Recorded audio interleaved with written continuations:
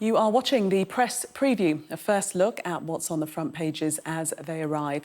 It's time to see what's making the headlines with the director of the Demos think tank, Mackenzie, and the PR consultant, Alex Deane. They'll be with us from now until just before midnight. So let's see what's on some of those front pages for you now. The Eye describes the UK as being on red alert after the news that half of the first identified cases of the Omicron variant have turned out to be in people who'd had 2 doses of the vaccine. According to The Guardian, a leading group of scientists has told the government there's no time for further research on the new variant, so they must decide now what they want to do about it. Amid what the Financial Times calls mixed messages from the government, a leading hospitality body reports Christmas party bookings are currently 30% lower than anticipated for this time of year. The Mail carries Boris Johnson's pledge to hold accountable the people who failed to prevent the abuse and death of 6-year-old Arthur Labinjo-Hughes. On that same story, The Express pleads, never let evil stepmum taste freedom again. The Times understands the Chancellor, Rishi Sunak, will either cut income tax by 2p in the pound or reduce VAT before the next election. The Northern Echo reports that more than 80 army soldiers have been deployed to the northeast to help people who are still without power after Storm Arwen. The Telegraph says that pestering and making lewd comments to women in the street could be outlawed in the wake of Sarah Everard's murder. The Mirror, his Strictly Come Dancing judge, Craig Revel-Horwood, has found himself in a spot of bother after appearing in an advert, something which violates rules for BBC on-screen talent. And The Star speaks to short-statured actors who say their parts as dwarves in Christmas pantos are being taken by actors of average height.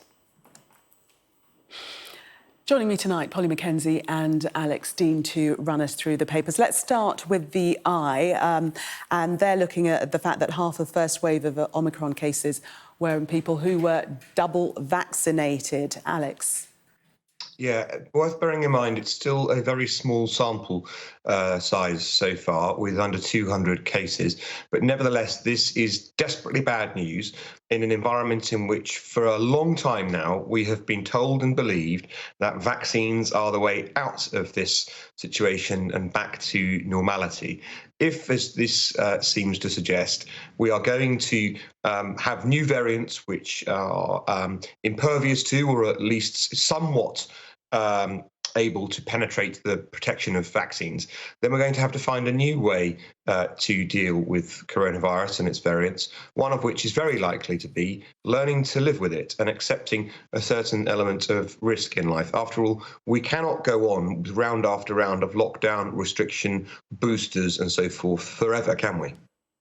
Polly, still so much that we don't know about Omicron, though, isn't there? There absolutely is. And I think, it still remains absolutely the case that it is much better to be vaccinated than not vaccinated.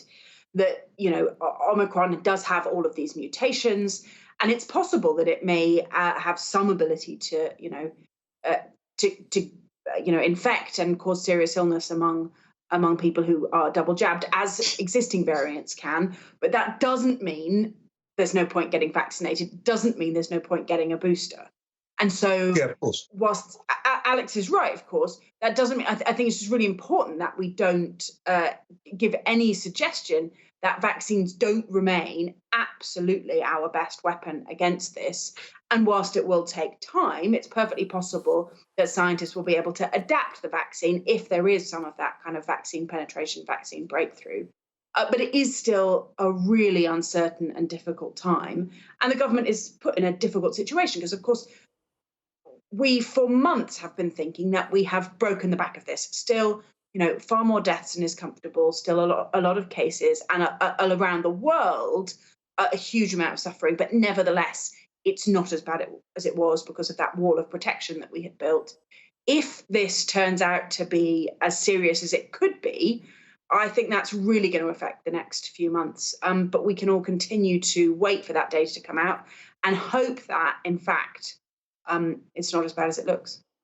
Sure. I didn't mean to suggest any sort of skepticism about vaccines. I'm double jabbed myself, and I'll take my booster when I can. But I would say that, well, two things. We have broken one thing. We've broken the link currently between infection and hospitalization and infection and death. And we've yet to see, whilst people have got coronavirus, this new variant, whilst having been double jabbed, we've yet to see how harmful to them it is. And if it is less harmful, as viruses sometimes are, they become more virulent but less harmful to people, then that will be really good news, despite the fact that people can get it whilst they've been vaccinated.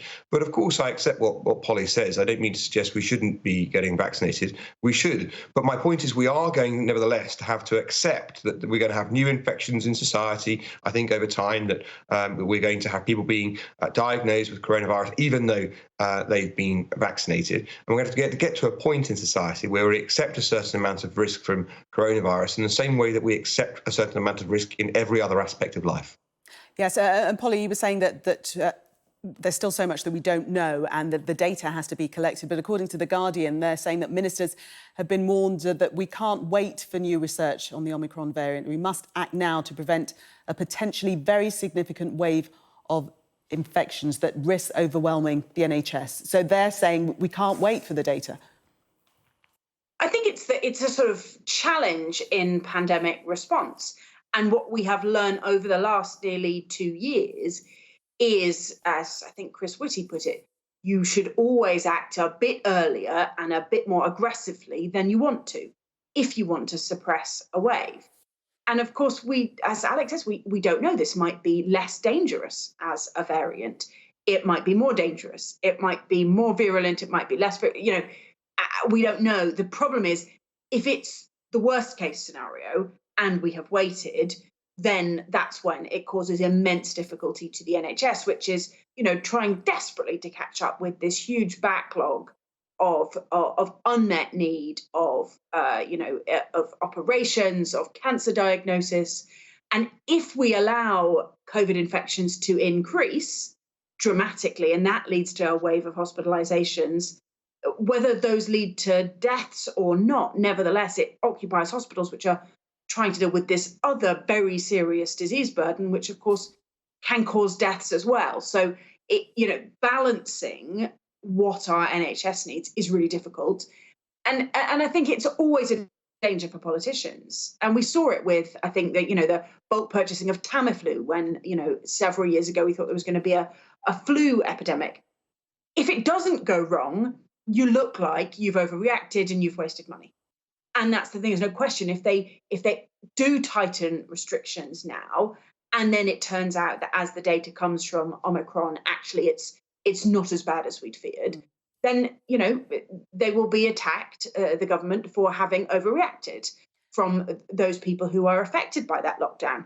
The question is, what's the balance of risks? And what The Guardian is suggesting is that, not surprisingly, the scientists are on the side of saying, let's not run the risk that this is awful and it gets out of control before we have the chance to take prophylactic measures. Alex, are you worried by the Guardian reporting that privately the government are being urged by their own scientific advisors to tell people, where possible, to work from home until Christmas? Yes, and that's, of course, contrary to the government's current position. So it would be a significant shift change in the government's position on advice to people. And I think, too, it's worth bearing in mind what the ramifications of steps like that would be. We've already seen remarkable harm done to our retail, leisure, travel sectors. And this isn't just lives against money, it's lives against lives. If you are working in those sectors, you're made redundant. The harm to your life, the harm to your quality of life is very significant. And one of the things we've just done is this remarkable achievement of a booster program, millions of people receiving their booster jab over a very short period of time. I was talking to somebody in a small surgery where they are cranking out 1,000 a day. It was not a big multi-centre, a big small GP surgery. But guess what? When they're doing that, they're not doing anything else. And so when I say it's lives against lives, there are other conditions you might be detecting, you might be seeking to assist people with, or in a case of a hospital, you might be treating or doing an operation for, that you're not, because we are doing what we're doing now. So what Polly's saying is right about balance, but gosh, there is a real risk on the overreaction. It's not all just upside and can't be too careful. In fact, there are significant risks and human harm to overdoing this. And that's why Polly's pointed about balance, rather than just saying precautionary principle, if it saves one life, it's worth it, press the button now. That's not always correct. Look at the Telegraph and this story about plans to make public sexual harassment an offence. Some people might think that it already was, Polly. Yeah, I mean, harassing women is an offence. Violence is an offence, but simply catcalling or women in the street is not. There's been a review of the law here, partly as a result of campaigns to make misogyny itself a hate crime, which the Prime Minister dismissed by making a sort of slightly uncomfortable and yet probably true comment that you couldn't possibly do that because there's just so much of it. It would overwhelm the police. This is a funny sort of way to use the criminal law because, those of us who have been, and I think it's pretty much every woman I know, been called out in the street or told to smile or, jeered at when you're out for a run. Nobody is going to get prosecuted for this stuff. And yet what it does is it sets a norm that we as a society condemn this behaviour. I think there are still men out there who think that it lifts a girl or a woman's day to be, called out at in the street. And this is an opportunity for, women to say it really, really doesn't. It's awful and it should stop. Alex, is it about time? Yeah, it's of a piece with what government's doing more broadly if you think about the reform of laws. So the criminalisation of the malicious sharing of intimate images is another example of where we are seeking to protect women in society from this kind of abuse. I think it's quite right that this happens, perhaps beyond time. I mean, one does think about the fact this is going to depend on being able to prove that the person committing the offence intended to commit the offence, meaning it to cause harassment, alarm or distress to the victim, which is already an offence. But it certainly underscores and will point out to people that this kind of behaviour is wrong. It may be difficult, I think, in the end, in some cases, to obtain a successful prosecution, but the law being on the statute book could have a salutary effect in behaviour, which has gone on too long and is very unpleasant for the victims who suffer it. Alex and Polly, thank you very much. And Polly and Alex will be staying with us for the next hour to discuss tonight's news and tomorrow's headlines. Let's take a look at the weather for you quickly.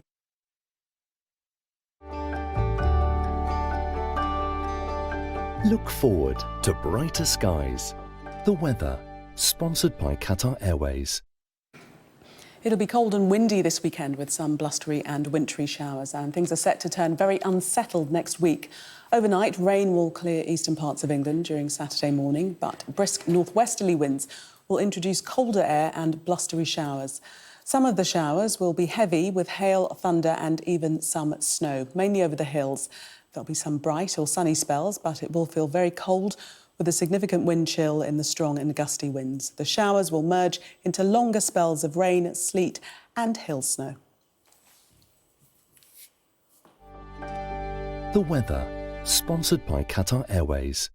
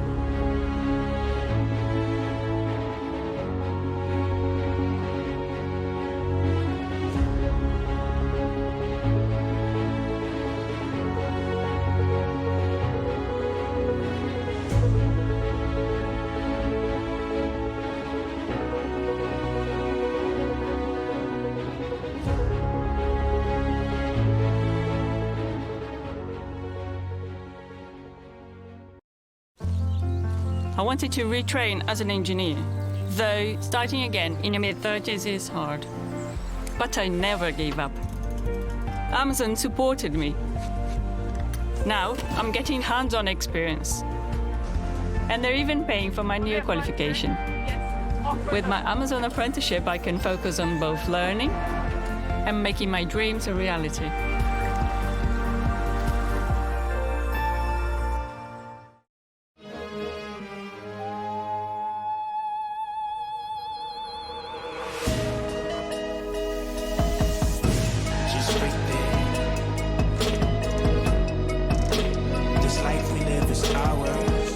Born in Roma.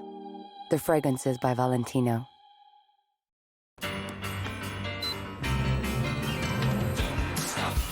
This Christmas, nothing's stopping us, so gather round this Tesco finest turkey.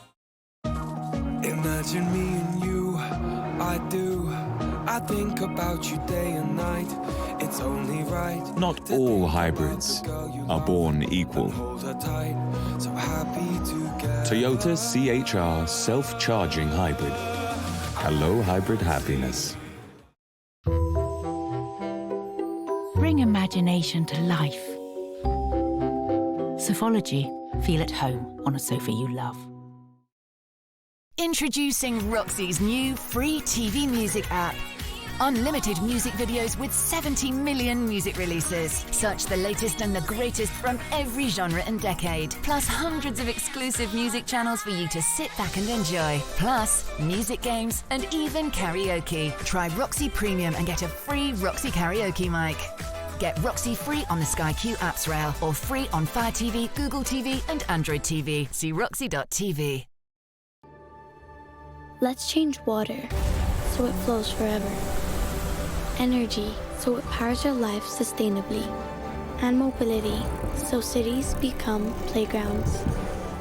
Let's change the way we feed the world. Design to live with nature. And create factories that make the future better. This is where we can change it all. NEOM, made to change.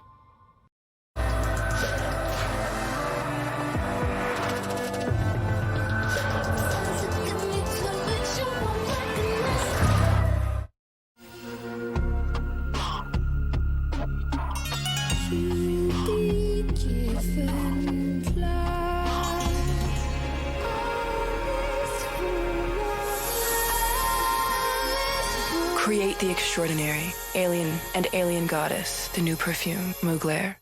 All I ever wanted is carnage.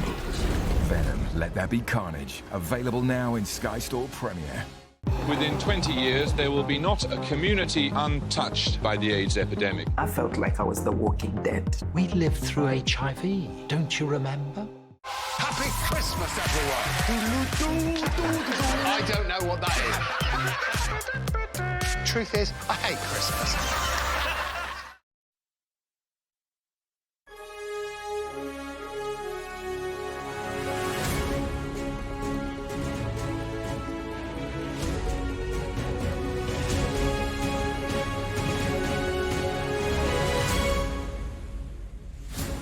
It's 11 o'clock. This is Sky News' extended news review and press preview. Our top story. A new COVID crackdown in Ireland. Nightclubs are closed, bars will have table service only, and numbers at all events are restricted until January. Every time we have faced a new challenge, we have pulled together as a nation and done what was needed.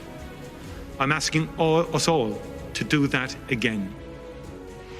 Prime Minister, should people go ahead with Christmas party plans? Will you be having a Christmas party, Prime Minister? But the Prime Minister gives a thumbs up to festive celebrations going ahead in the UK.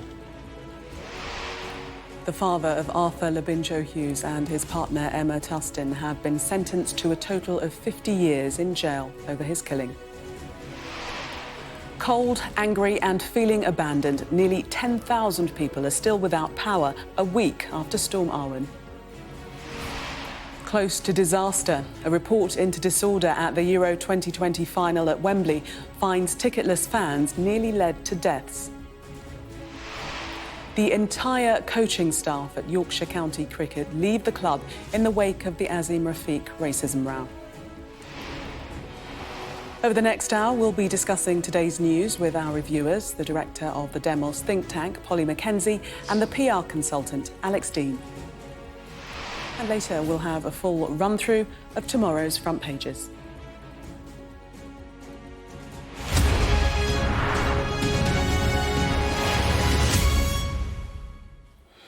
Good evening. Keep calm and carrying on with Christmas. That was the message from government today, despite new evidence of the rise of the new COVID variant. The first official analysis of Omicron cases in the UK found that more than half of the people infected had been double jabbed. The Prime Minister insisted that Christmas should go ahead as normally as possible. But in the last few minutes, it's been confirmed that Omicron cases rose threefold today. And tonight, the Republic of Ireland has introduced tough new restrictions over concerns about rising cases of COVID there, including shutting all nightclubs until January and returning to table service only in bars. Over the next hour, we'll bring you tonight's headlines, tomorrow's front pages, and the views of our paper reviewers, Polly Mackenzie and Alex Deane. But first, Laura Bundock has tonight's main report. Jab by jab, the rollout ramps up, and boosters now brought forward. The NHS says the new variant has created a new national mission. We've certainly seen more coming forward for their boosters, which is great, but even people who haven't yet taken up the vaccine or still need their second dose, so we're just seeing lots coming through. People booking appointments, walking in as well. You can walk in 7 days a week, so it's certainly increased. But the drive to deliver more doses comes at a cost. GPs now given permission to postpone routine care and checks